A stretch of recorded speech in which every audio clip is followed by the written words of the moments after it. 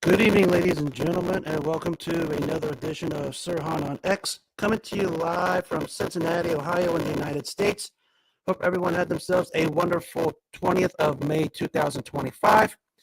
It is another night of good, the bad, the pretty, the ugly, and everything in between. Touch on a bunch of things here tonight.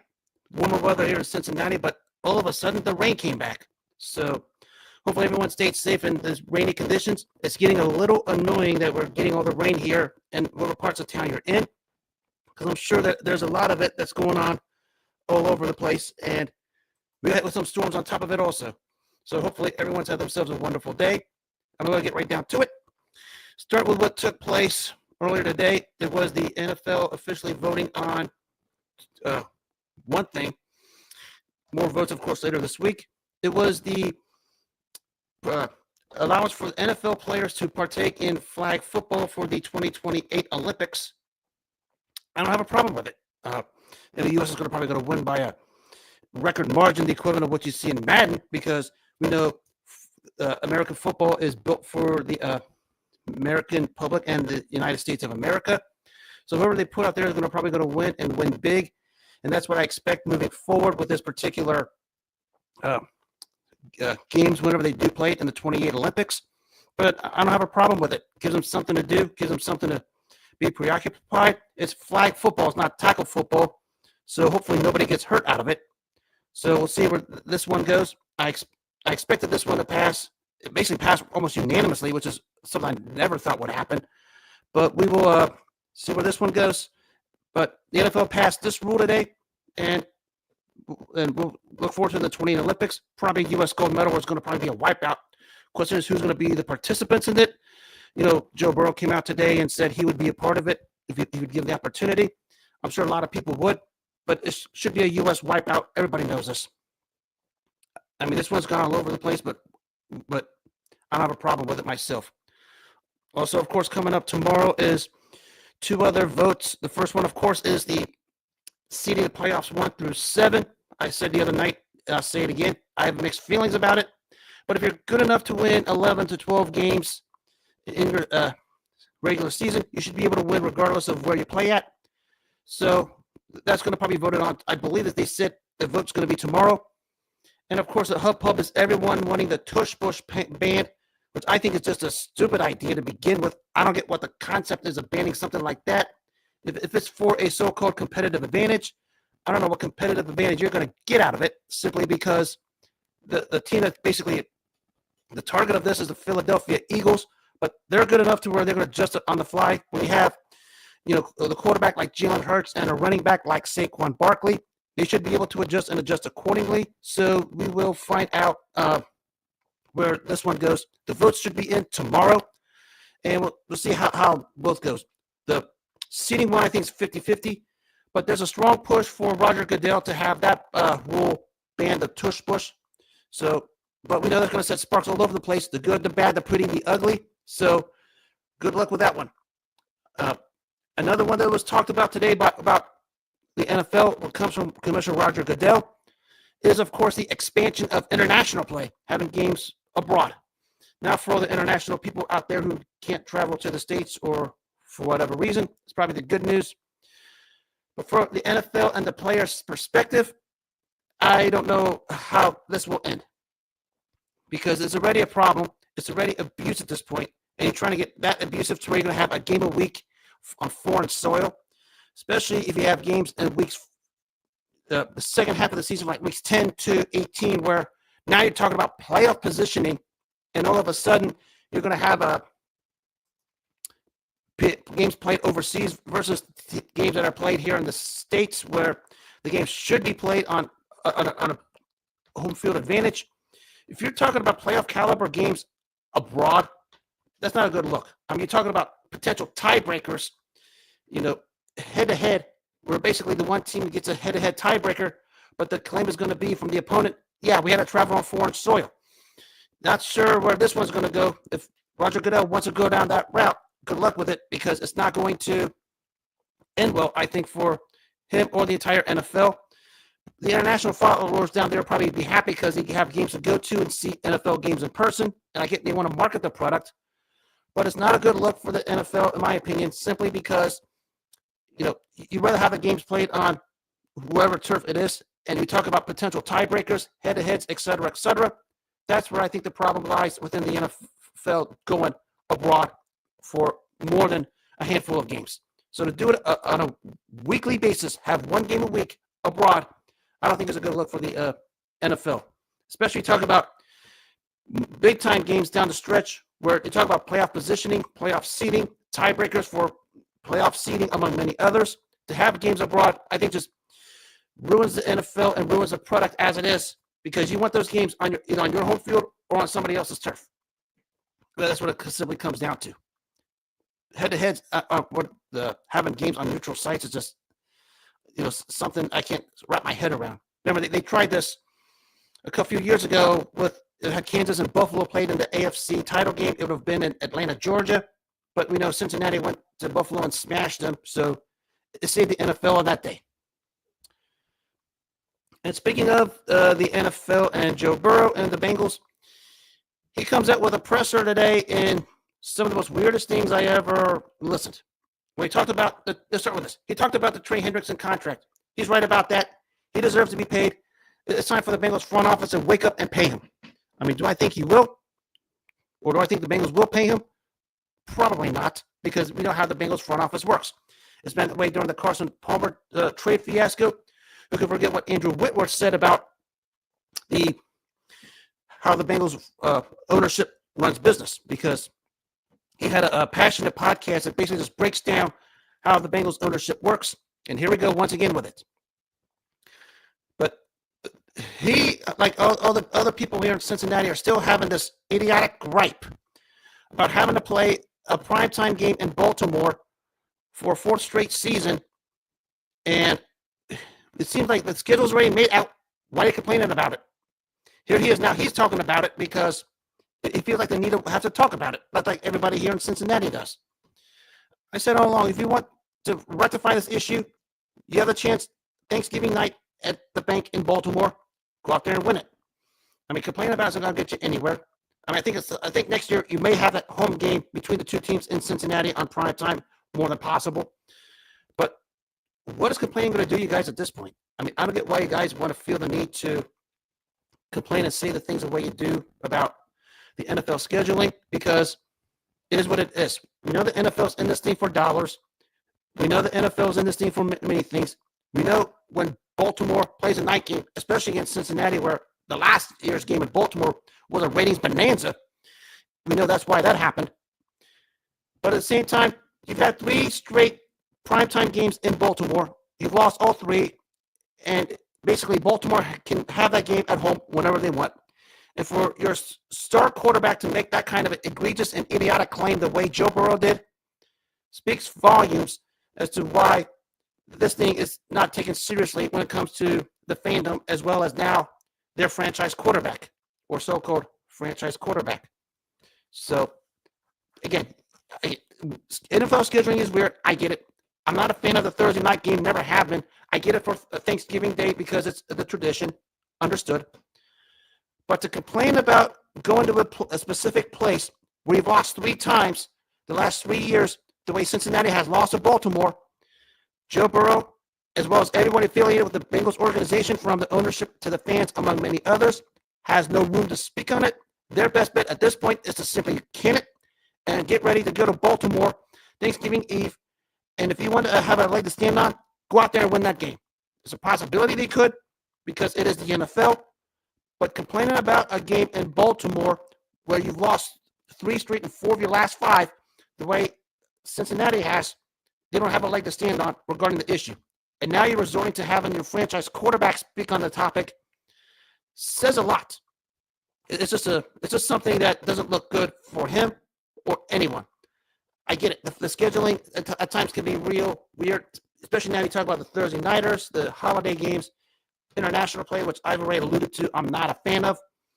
But this one, nobody has a leg to stand on. That includes Joe Burrow. Everybody should just shut up and just go win that game on Thanksgiving Eve so you can have a leg to stand on it down the line.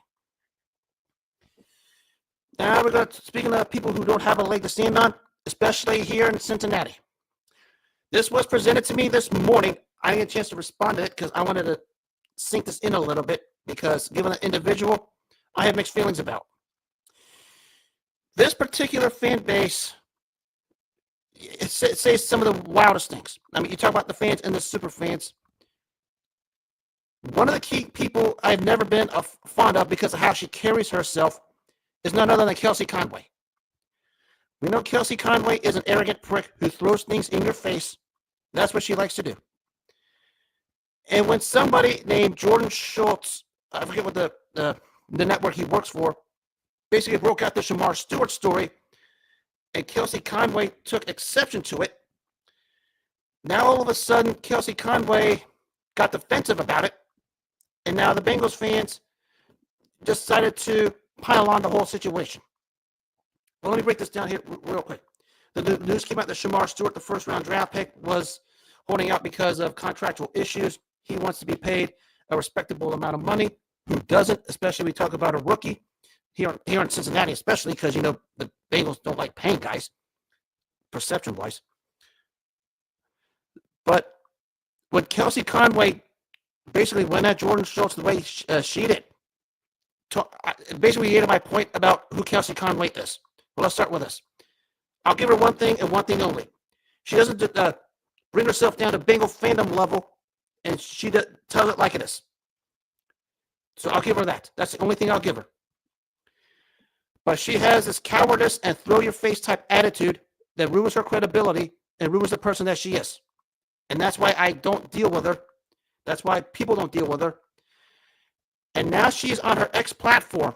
And you talk about a media member on an X platform, blocking comments, disallowing responses from the fan base, and refusing to engage when they have questions. That should tell you the character of Kelsey Conway. Kelsey Conway is a coward. Kelsey Conway is degrading. And she got a dose of her own medicine when Jordan Schultz busted out the rumor about Shamar Stewart, and Kelsey Conway took exception to it.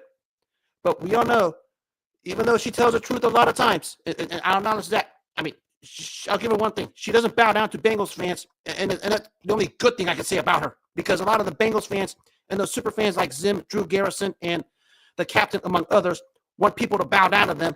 I don't, and people like Kelsey Conway don't. But Kelsey Conway has this cowardice attitude to where she wants to throw it in your face, and when she's confronted, she resorts to the block button on social media platforms. And when you're part of the media and you're resorting to that, you're a coward. That's the problem. I dealt with it in the boxing community for a long time. And when I see Kelsey Conway do it here in the Cincinnati and the Bengals community, that proves my point. I've seen it act in person countless times. I've seen her act many times. And when I saw this today and it was presented to me, I had to stop because I didn't want to say the wrong person to the individual who I like and respect. Because I've had my beef with Kelsey Conway like a lot of people do. And not the fact that she's not informative, because I'll give her that. She's informative, and she doesn't play second fiddle to anyone. But it's how she carries herself like a coward, how she carries herself like a moron, and how she resorts to block buttons all the time and not letting people respond to her critiques and her articles is why Kelsey Conway is just a net negative in the Bengals community, especially when it comes to Cincinnati media. She's just a walking disgrace as a result. If you're going to be in this sort of thing like I am, you better be immune to criticism. Kelsey Conway's cowardice is basically proven time and time again here in Cincinnati. And trust me, I'll be clipping this all as much as I want, because she's going to get it from me also. If you're going to be in this, because I learned this a long time ago, years back, when I was in both the boxing and the NFL communities. You're going to get feedback, good, bad, pretty, or ugly, like it or not. If you're resorting to shooting out comments the way Kelsey Conway has, from her Inquirer website to now, you're a coward. I mean, I've probably put up with Dan Rayfield of boxing for the longest time, and Dan Rayfield's the exact same way. I mean, again, we're not saying you're not informative. You're informative. But when people give pushback, you better be prepared to respond. If you resort to the block button, you're a coward. Kelsey Conway is the Dan Rayfield of the Bengals media, and that's the problem. And watching Jordan Schultz give her what basically take a page out of her book and give her a dose of her own medicine, and when she made the comment about quoting the source as if her narcissism wants to be a part of it, that's the problem. Jordan Schultz took the high road, took the smart road, and that's why he gets the credit for what he said. Kelsey Conway wants all the credit. She needs to look at herself in the mirror because she's the problem here in the Cincinnati community, especially when it comes to the Cincinnati media, which is filled with cowards and morons. I can bust out a whole list of them if I want to, but not using my show for it. I'll do that another day. So that takes care of the NFL, the Cincinnati side, and the wild side of it, because Kelsey Conway always wants to put herself in everything when she doesn't have a leg to stand on. Now I'm going to go touch on some NBA talk here real quick. It's game one tonight of the Western Conference Finals between the Oklahoma City Thunder and the Minnesota Timberwolves. Compelling matchup all the way around. I mean, you have the two-star players, SGA of OKC, and of course Anthony Edwards of Minnesota. Julius Randle, who basically has been on fire so far throughout these 2025 playoffs, especially when he plays well, he can be a problem. Just think as the series goes on, the Thunder depth might be a little bit too much. I think this one goes a distance. May the best team win.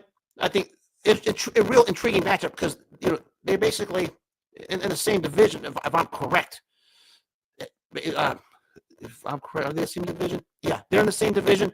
They know each other very well, and I think it'll be a very, very good, compelling 7-game series. And speaking of compelling 7-game series, one took place 30 years ago today in Phoenix, forever known as the Kiss of Death. This was Game 7 of the 1995 Western Conference Semifinals between the Houston Rockets and the Phoenix Suns. Suns started the series 2-0, winning the started game series 2-0. They went back and forth. It was a Game 7, game on the line. It was 114-112 Phoenix. When the long pass from Robert Horry to Mario Elie in the left corner, who hit a wide open set shot three to put the Suns up and up for good and blew the kiss of death to the Phoenix Suns. That was a part of why that 1995 Rockets championship run was called Clutch City. Clutch plays at the right time, right place, right time. That's what the Houston Rockets were during that 1995 championship run. And that's what it was at the end of the day. This was the perfect example of it, because without this, there's probably no championship, because Phoenix had this game, I don't want to say wrapped, but they were ahead. All they had to do is make one stop. They couldn't. A defensive error was made. The pass from Robert Horry all the way to Mario Elie, who was wide open in Phoenix. Actually, the defender is probably on the Arizona-New Mexico border, close to him. And by the time Elie released the shot, it was all over. Swish, the kiss of death, and that series is over. Part of Houston's run as the 6th seed to win the 1995 NBA championship. That's the epitome of why they were called Clutch City at the time. Clutch plays in clutch situations. They just knew where to go at the right time. And when you had the dominant big man, like the great Hakeem Olajuwon has, who knows how to draw attention, those shots are going to be open. Defense was fixated on Hakeem, and that was all she wrote in the end. So that was 30 years ago today, and the Houston Rockets went back-to-back. Now I got a lot of stuff to talk about in the fight game today. A lot of historical perspective. Actually, let's start with this one. Everybody talks about historical trilogies. The one took place over 79 years ago today in Pittsburgh. Actually, if you remember a few weeks back, I was at Ezzard Charles Park talking about the second fight of the series. Well, this one was the beginner. The first fight between Ezzard Charles and Archie Moore. A very competitive fight where basically Ezzard Charles controlled this fight from start to finish, got the early knockdown.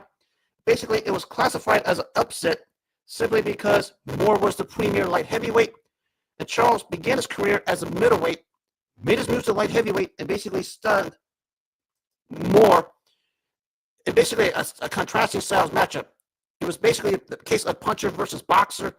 Ezzard Charles showed skills and slickness as well as good counterpunching, as Archie Moore was not able to land the necessary punch to pull the upset on this night.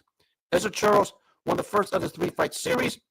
As stated before, you're talking about the greatest light heavyweight, maybe in boxing history, despite the record and among many other things, was unable to fight for the light heavyweight championship due to various business reasons. And I can point to others also. But it was Ezzard Charles, 79 years ago today, who pulled off the first of the 3-fight win series over Archie Moore. He probably regarded Charles and Moore as the 2 greatest light heavyweights in boxing history. Probably sandwich a Billy Conn in there because Conn might have had the better prime of the 3 of them, but Charles might have had the longer prime and was not far behind. Archie Moore was sort of like the Bernard Hopkins of his time, a case of a fighter who got better as he got older, which catapulted when he beat Joey Maxim at age 39 to win the light heavyweight championship. But the 2 greatest light heavyweights ever, widely considered, Ezzard Charles and Archie Moore, had the first of their 3-fight series 79 years ago today in Pittsburgh. And it was Charles coming out on top using his skill, his strong punching, his ring generalship, and he elevated himself to victory. Fast forward several years later, we're talking about one of the all-time underrated fighters, maybe ever. It was Dick Tiger, for one-time middleweight champion, positioning himself for a light heavyweight championship when he beat Rubin the Hurricane Carter. We know the story about the Rubin the Hurricane Carter in prison, and we know wrongfully convicted, among many others. The movie about him that came out was this very, very standout fighter, but basically was outgunned and outskilled by the standout Dick Tiger, who's rated as one of the top 100 underrated fighters in boxing history. And before he got the title shot win over Jose Torres, he needed this fight against a strong, hard-punching Rubin Carter. And Carter, although gave an honest effort, Tiger was simply too much, got the decision win over 10 rounds, as he went on to eventually become the light heavyweight champ when he shocked Jose Torres as a 3-1 underdog at Madison Square Garden several months later. If you guys want to read some stories, read some on Dick Tiger. There's some excellent stuff on the great Dick Tiger. One of the all-time underrated fighters. Guy that was hard to knock out until he met Bob Foster when he lost his light heavyweight championship. Chiseled out of stone, a very, very good fighter, a very intriguing story. Unfortunately, his life was cut short shortly after he retired due to cancer. But a very, very good fighter was Dick Tiger. And you know the story of Rubin Carter for the fight followers. You guys have read it countless times. I won't go into that anymore because there's so much things to break down that I can't even try to understand it myself. I'll admit it. But you know the synopsis of it was wrongfully found guilty. Later turned out it was wrongful. Got released, lived a second life. There's the movie The Hurricane about Rubin Carter. It's a must-watch. Now we fast forward to what took place 40 years ago today at the Reno Sparks Convention Center. You can call this the end because it was Larry Holmes getting a gift decision over Carl the Truth Williams. I bring this up because Larry Holmes was on his march to greatness. He was 48-0, had 20 successful title defenses, was closing in on Rocky Marciano's mark of 49-0, and the 5 title defenses short of what Joe Louis had when Louis had the 25 successful title defenses in heavyweight history. But this was the end. He was 48-0. You can probably see it in this fight here because he was also 2 years removed from a tougher than expected fight against Tim Witherspoon, and a little more than 3 years removed from that maybe his finest hour when he just beat down and bum rushed Jerry Cooney.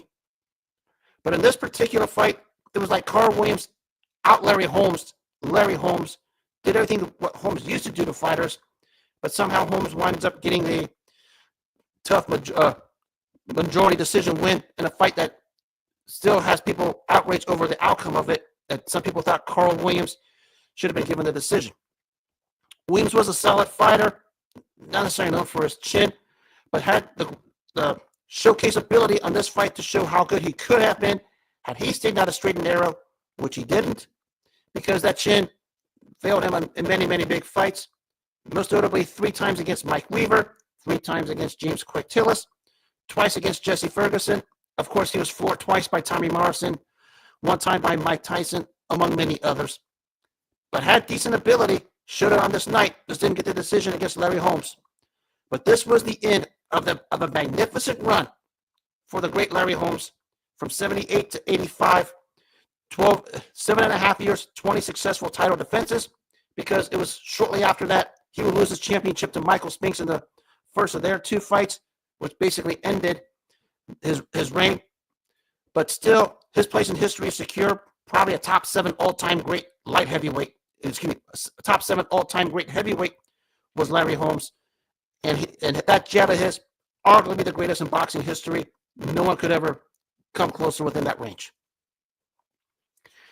Well, I could tell more stories about Larry Holmes if I want to, because the guy was just a phenom. And we go a year later to a wild, and we're talking about a wild 2-fight series in and out of the ring. This was Mike Tyson versus Mitch Bloodgreen. Type this up here real quick. This was, first, the fight itself, it took place in 1986. It was built as busting out because you had 2 fighters out of the New York area packing Madison Square Garden on HBO's World Championship Boxing. This was the first fight after Mike Tyson was taken the distance by James Quick Tillis, and that 19-fight knockout streak ended. Question was, could he get back to getting another knockout? And he just beat the brakes off of Mitch Bloodgreen, but somehow Mitch Bloodgreen survives a 10-round distance. I mean, even Mike Tyson on the show said the guy was probably coked up on something. I mean, I don't know how the hell he was standing up. Because if you want to see dreadlocks and sweat fly off of somebody, watch Mike Tyson versus Mitch Bloodgreen, because that's what Tyson did throughout the 10 rounds. But the best part was not that fight, because Mike Tyson just won every minute of every round, just gave Green the beating of his life. They met outside, if I read this correctly, out of a retail clothing store in New York City at 2 a.m. in the morning. Mitch Bloodgreen confronted Mike Tyson because apparently he was still miffed that he wasn't paid the way he should have. Mike Tyson, out in that alley, takes Mitch Bloodgreen and just turns his face inside out so bad to where the 2 glaring images of that street fight was Mitch Bloodgreen's right eye swollen. I mean, virtually more shut than you can close your eyes, because the guy couldn't even open or even blink. I mean, that's how he got beat up on the streets on that night in 1988 on the streets. And Mike Tyson had a broken hand where it was so broken that basically it was like a pillow wrapped around his fist when Mitch Bloodgreen just got the beating from him. And Mike Tyson just kept pounding and pounding. Mike Tyson, by his own knowledge, was intoxicated, but also said that it was also likely Mitch Bloodgreen was high and out of it, because apparently he was on the show The Undisputed Truth several years ago saying Mitch Bloodgreen was on angel dust, also known as PCP. But in that street fight, Tyson just pummeled him to where his hand was basically broken in a cast, almost like 80 layers of it. But Mitch Bloodgreen was just torn apart face-wise. There's an image all over the internet. You can see it with Mitch Bloodgreen's eye just turned inside out. But it was the fight in the ring that took place first when Mike Tyson just beat Mitch Bloodgreen all over the place to a 10-round decision win. The second straight time Mike Tyson was taking the distance. But 2.5 years later, there was a rematch outside the retail clothing store in New York. A woefully high Mitch Bloodgreen, calling Mike Tyson a sissy and labeling him as Michelle Tyson, got beaten to the pulp in the parking lot in New York City by Mike Tyson, to where Mike Tyson's hand was wrapped in about 80 layers of a cast. I mean, why would you want to challenge Mike Tyson in a street fight while you're hooked on angel dust? The things angel dust does to you. Well, someone should have told Mitch Bloodgreen to stay away from that one. More on that another day, because that image of Mitch Bloodgreen, his eyes are swollen up, and now he's still calling Mike Tyson a sissy, labeling him Michelle Tyson. It's like he wants another beating, so have at it. Now to one of my favorite history fights I like to talk about, the ones that take place on network TV. I remind you, this is back in the 80s and going into the 90s when the HBO and Showtime era started to take off and was starting to become the premier networks for all fights now. And, of course, the evolution of pay-per-views. But one of the final fights that was on network TV took place 35 years ago today in Reno, Nevada. No one's going to put this in the Ali Frazier or Holyfield Boat trilogy category because neither guy was really an all-time great. But they had a pretty solid 3-fight series. It was a standout from Sacramento, California, named Tony Lopez'z, regaining his junior lightweight championship from John-John Molina. Let's see his head out here. Shout out Howard Gaddis. I see you out here. Hope you're doing good. It was 35 years ago today in the Reno Sparks Convention Center where Tony Lopez'z regained his super featherweight championship after he lost it to John-John Molina. This was a rematch that took place in Arco Arena where Tony Lopez's face got shredded so bad and the stoppage got so bad to where the ring was littered with beer bottles, debris, among many other things. And basically they called for a third fight. The Molina camp didn't want it in Sacramento for that reason, understandably so. Fight was moved to Reno, and basically a carpool of Sacramento fans came across whatever the river is over there through Lake Tahoe to see Tony Lopez'z fight in Reno. Felt like a Lopez'z type crowd. Actually, decent action fight for made-for-TV fighters, which is what that was when they had that third fight. The capper here was Tony Lopez'z, took over the second half, floored Molina in the last seconds of the 11th round, won the 12th round to get a split nod to win the super featherweight championship. This is the second time winning that particular title. At a time when network TV was the premier sport, actually, back up here. When network TV was the premier channels, we talk about ABC, NBC, and CBS to host fights. I mean, you had the big fights. I mean, you had Hearns Duran on one of them. You had Larry Holmes, Carl Williams was on one of them. You had even some highlights of the great Pernell Whitaker at one point on ABC Sports. You saw fights like this in the middle, and it made you turn on the TV. Maybe the perfect turn on the TV fighter to watch him fight because he was all about the action was Sacramento's Tony the Tiger Lopez'z. No one's going to put him in the category of the all-time great super feathers like Floyd Mayweather or Julio Cesar Chavez or Alexis Arguello, or not even a category of a guy like Gennaro Hernandez who was solid. But a rugged, tough, two-division champion, a junior lightweight and lightweight, that made you want to watch the TV and watch him fight. Always gave the honest effort, blood and guts, just like maybe say what Vinny Pazienza was in the East Coast. Maybe like a poor man's Bobby Chacon is what Tony Lopez'z was. And Tony Lopez'z brought the action, and he did it on this night to win the super featherweight title for a second time when he got his revenge on John-John Molina after losing his title in his hometown of Sacramento. Very rugged. Nobody's going to mistake him for being remotely skilled or being the second coming of anybody, not even the second coming of Bobby Chacon, because Chacon was a blood and guts warrior. Lopez'z never got to that level. But we talk about made-for-TV fighters. Made-for-TV fighters back when network TV was the premier spot for boxing. ABC, NBC, and CBS. One of the guys that knew how to drew the ratings, especially out west in Sacramento and Nevada, was Tony the Tiger Lopez'z. And he did that 35 years ago today on network TV. Marv Albert, Ferdy Pacheco calling the fight. One of the last world title fights on network TV for the longest time, as it started to ascend. Everything ascended to the HBO and Showtime era, where that was the premier networks for all the fights. Lopez'z wins the second of his 2 super featherweight titles. A couple years later, he would go cross country to Lewiston, Maine to shock Joey Gomach to win the lightweight title. Got a high payday against Julio Cesar Chavez, which he just got shredded, albeit even though he was a faded version of Julio Cesar Chavez at that point. But made for TV fighters, Tony Lopez'z was it. No one's going to put him in the all-time great category, obviously so. But when network TV was the thing, especially the back end of the 80s, when he made his mark in those weight classes, people wanted to tune in and watch him, especially out west. He knew how to fill crowds in Sacramento, Lake Tahoe, Reno, and sometimes Las Vegas. He was a very, very good fighter. Action-packed, always brought it. Honest effort. A throwback fighter was Tony Lopez'z, and he took care of business 35 years ago today. And we're going to conclude with this. We're giving a send out to pay tribute to an icon who passed away earlier today.